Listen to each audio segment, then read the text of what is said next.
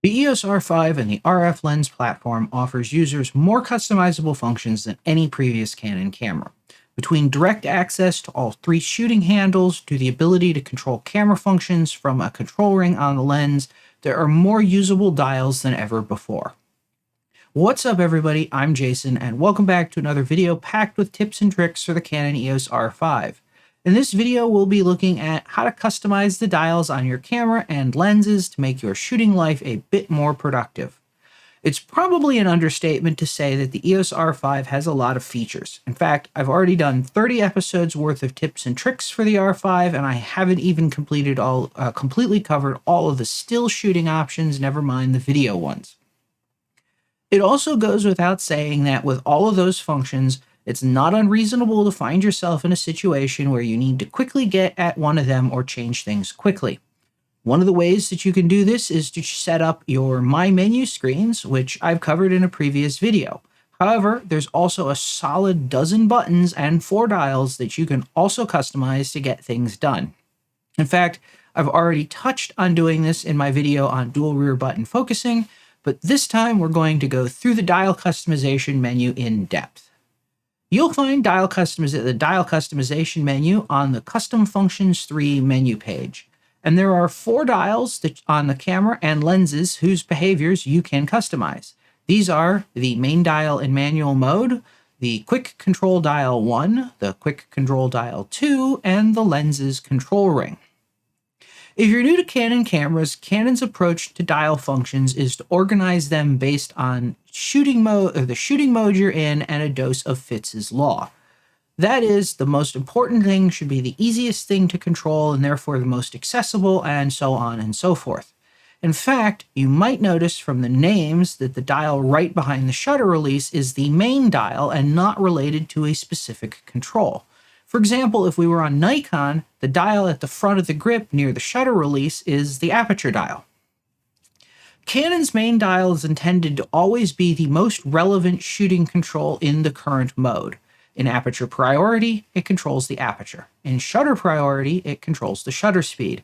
In program, it controls the program line, and so on. The question then is, what's the most important shooting control in manual mode? Of course, the answer to that depends on which photographer you're asking. Some will say shutter speed, others will say aperture. Choosing what you want is what the first entry in the customized dial screen for controls is for. This can be set to either shutter speed, TV, or aperture, AV, or off, though why you'd want to turn this dial off is beyond me. Shutter speed is the default for the main dial, and consequently in manual mode, the quick control dial will control the aperture. I, however, am thankful for this setting, as I don't see or use my camera the way Canon thinks that I normally would. For me, the primary creative handle in my photography, at least when I'm shooting in manual, is the aperture. And when shooting in manual, the shutter speed is merely how I adjust the exposure once I've set the aperture I want. So on my camera, I have this set to aperture, or AV. Moving back to the dial customization screen, I'm going to skip the second setting and jump to the third, but don't worry, I'll come back to it. Anyway, the second dial we'll look at is the Quick Control 1 dial. This is the big dial on the back of the camera, and it should be familiar to anyone who's shot with a mid or high-end EOS DSLR. Going back to Canon's organizational strategy, this is not quite as accessible as the main dial, and so it controls a function that's not quite as important. As with the main command dial, the setting here only applies to the camera when it's in manual mode. In any auto exposure mode, this dial will control exposure compensation. By default, this control is set to the aperture when the camera is in manual mode. However, if you've changed the main command dial in manual setting, like I have, you'll probably want to change this one too, as they're not interlocked. This dial has quite a few more options available for it too. These are exposure value, or aperture value, shutter speed, ISO, exposure compensation, direct AF point selection, AF method selection, picture style, white balance, color temperature, and off. Why all the options? Well, presumably with the introduction of the second control dial and the lenses control ring, it's possible to set up your R5 so that you control the aperture from the lens or the other dial. And if you've set your camera up that way, then it's useful to have this dial available for something else. One other thing to be aware of is that if you set this dial to direct AF point selection, you can change whether the dial moves the AF point horizontally or vertically. Next, we'll move up to the setting we skipped, the second quick control dial. This is new to the R5 and replaces the touch bar on the EOS R. Personally, I feel it's the biggest usability improvement Canon has made to their cameras, bar none. As with 3 dials, it's now possible to get all 3 shooting handles, so shutter speed, aperture, and ISO, on directly accessible physical controls. Options for the second control dial or second quick control dial mirror the options available for the quick control dial. The final entry in the dial customization menu is for the lenses control ring. On most RF lenses, you'll find this as an extra ring on the lens. So there would be 2 rings on a prime lens or 3 rings on a zoom lens, though there are some notable exceptions to this rule. Some compact or lower tier lenses lack a dedicated control ring. These include the RF 16mm f2.8 STM, the RF 50mm f1.8 STM, the RF 24 to 105mm f4 to 7.1 IS STM, and the RF 24 to 240mm f4 to 6.3 IS USM lenses. Instead, these lenses have a combination control and focus ring. On these lenses, where the autofocus manual focus switch would traditionally have been, there is now a focus control switch that controls whether that focus ring or whether the ring on the lens functions as a focus ring or as a control ring. The other notable exceptions are the RF 400mm f2.8L and the RF 600mm f4L. For some reason, when Canon adapted these lenses to the RF mount, they decided to omit the control ring completely. Moreover, on these lenses, there's no way to toggle the focus ring to act as a control ring either. However, these lenses do have AF stop buttons, so I guess that makes up for a little bit, maybe? While I suspect most people watching this video won't own these lenses, renting is always a possibility, and it's important to be aware of the differences. Additionally, control ring functionality is available on EF and EFS lenses when they're mounted with the control ring EF EOS R mount adapter.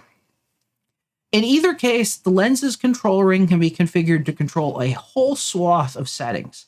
Further, with the exception of direct AF point selection and flash exposure compensation, all of these settings can either be always active or only active when the metering button is held down. So that's when you're either half pressing the shutter release or holding the AF on button. The available options for the control ring are AF method, direct AF point selection, which will always be active, shutter speed, aperture, exposure compensation, ISO speed, flash exposure compensation, which is only available when the meter button is held, white balance, color temperature, picture style, and off. Making the best use of the lens's control ring comes down to both your camera and lens setup and your own personal preferences. That said, I can offer up a couple of observations I've made using this system. In general, I don't really use the lens control ring. I have a couple of minor problems with it. Firstly, it's not consistently positioned across lenses, especially if you're using both EF and RF lenses.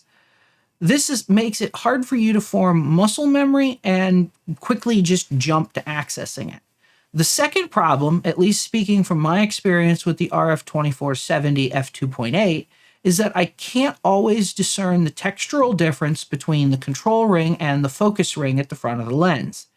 They're there, but in the heat of a moment, I've turned the wrong one accidentally. That said, probably the biggest reason I don't personally use the lens control ring is that I have a battery grip on my camera. The battery grip provides more gripping surface and allows me to position my hand lower without losing my grip. This in turn makes using the quick control dial more comfortable for me than it otherwise would be.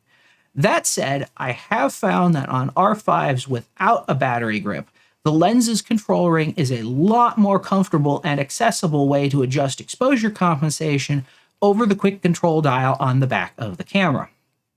So I'm not going to call these recommendations, because they're not, and there's no objective right way to set up your camera. That this is just how I've got the dials set on my camera configured in case, you're interested. My main dial is set to control the aperture in manual mode, and my quick control dial is set to control the shutter speed in manual mode. My second quick control dial is set to always control the ISO, and I have my lens's control ring set to control exposure compensation while the metering button is held, though I could just as easily have this set to always control exposure compensation. Aside from the dial functions menu, there are two more custom functions that affect the behaviors of the dials. These are found also on the Custom Functions 3 menu page, and they are dial ring direction during TV AV and control ring rotation. Dial ring direction during TV AV controls the direction the dials rotate to increase or decrease the shutter speed or aperture settings. Where this setting says TV and AV, it does not mean in that auto exposure mode, but rather shutter value and aperture value settings themselves. In other words, this applies anytime you're changing the shutter speed or aperture regardless of mode. By default, Canon increases the aperture or shutter speed when the dials are rotated towards the right and decreases it when the dials are rotated towards the left. In my experience, some people just don't find this setup matches their general mental model of how the dial should work, and this custom function reverses the dial directions for that. Additionally, this can be useful if you're coming to Canon from Nikon, where the dials rotate the opposite way and you have a whole lot of built-up muscle memory and again, mental model of what things should do. Do note that this setting only applies to the dials when they are controlling the shutter speed and aperture. Exposure compensation and ISO speed selections still rotate in the normal Canon direction when turning the dial towards the right increases the settings value. The second custom function here is control ring rotation. This does the same as the dial direction setting does, but for the lens's control ring. So, how should you set up your camera? Well, ultimately, that's up to you. My bits of advice are this. For the main command dial in manual mode, put the most important control for you, whether it's aperture or shutter speed, there. Put the other control on the quick control dial. If you're not using a battery grip, you might want to give putting exposure compensation on the lens's control ring a try, and you might also want to give a try to swapping the functions for the two quick control dials, depending on how easy you find it is to get to them and turn them. Something else I should point out, dial and button customizations are saved as part of the custom shooting mode. So you can change dial functions around for a specific custom shooting mode without affecting all the rest of the normal modes.